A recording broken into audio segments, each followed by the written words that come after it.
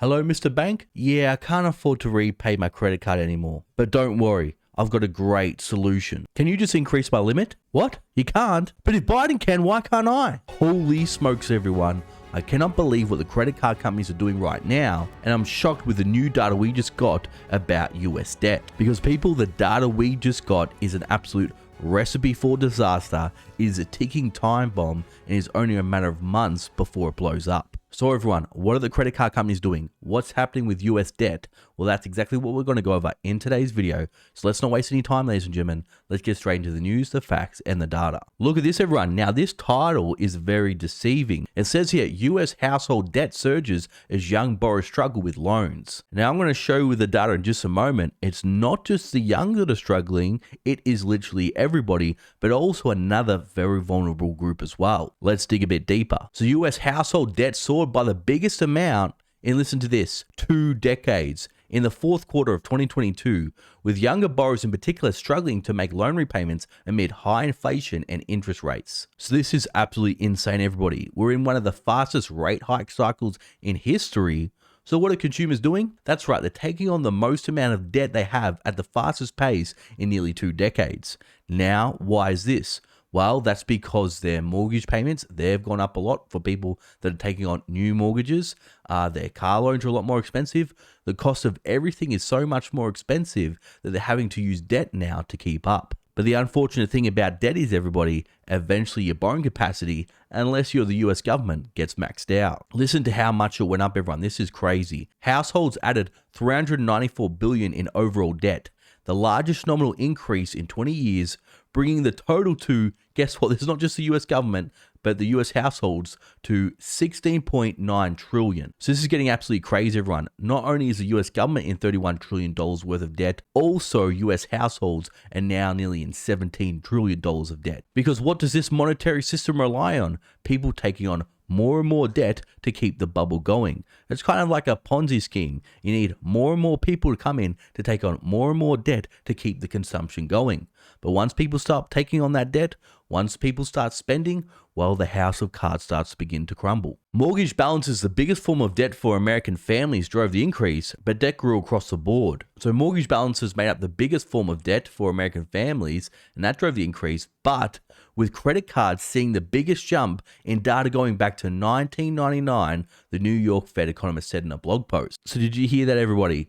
US consumers are taking on more credit card debt than they have since 1999. Or should I say, they're partying like it's 1999. But what's more alarming is delinquencies are now starting to rise again and rise rapidly. Delinquencies picked up with borrowers reaching 90 days or more of delinquency at a higher rate than they did before the pandemic. And I expect this to get worse because we had the banks over the past 2 years, they were very lenient with customers, but now their earnings are starting to take a hit. They're having to set aside billions and billions of dollars for these loans that are about to go bad. So I expect we're going to see delinquency surge as the cost of living gets worse and worse, and people have to take on dangerously high levels of debt in order just to cover the basic essentials. Now, something else in particular for the young borrowers that's about to add more fuel on the cost of living fire is they have to start repaying their student loans. So it says this particularly concerning for younger borrowers who are disproportionately likely to hold federal student loans that are still in administration forbearance. Once payments of these loans resume later this year under current plans,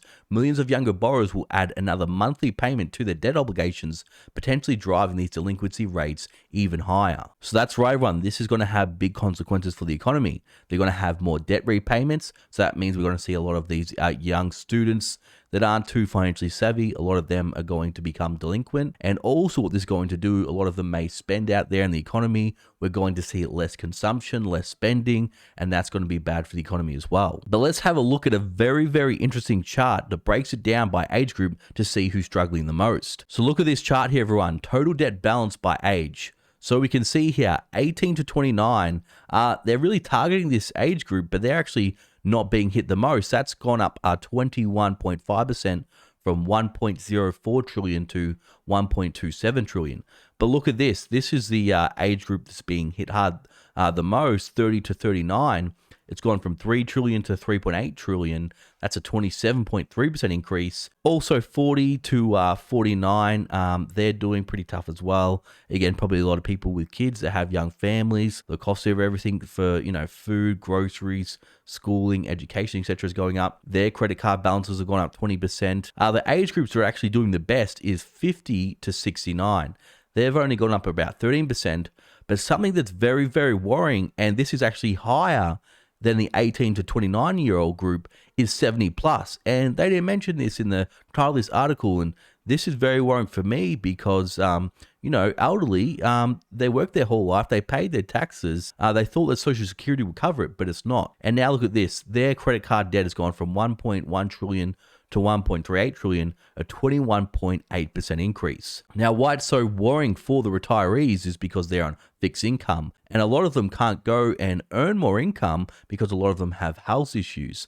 So it's very, very worrying that we're seeing really a retirement crisis right now where people can't afford to retire.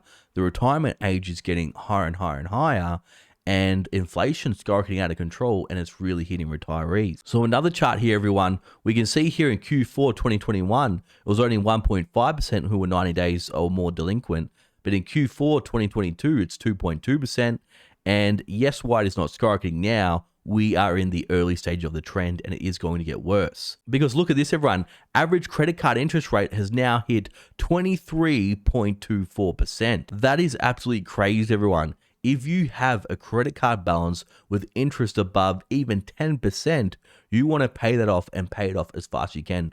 Do whatever you can. Otherwise, you're going to get into a debt trap. You'll do the minimum monthly payment, but the interest will just keep on building and building up.